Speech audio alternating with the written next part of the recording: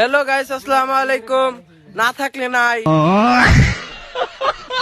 নদীর পানি করে টলবল, যেদিকে যাই সেদিকেই সন্ধ্যা ভাই।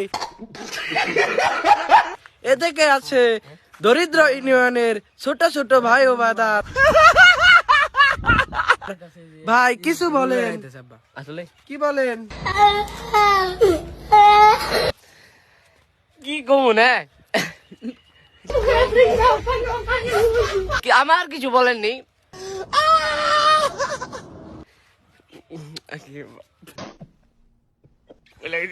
দরিদ্র ইউনিয়ন, ছোট ইউনিয়ন, কথা বলতে পারে না, এই এক ভাই হাসতেছে। ভাই কিছু বলেন।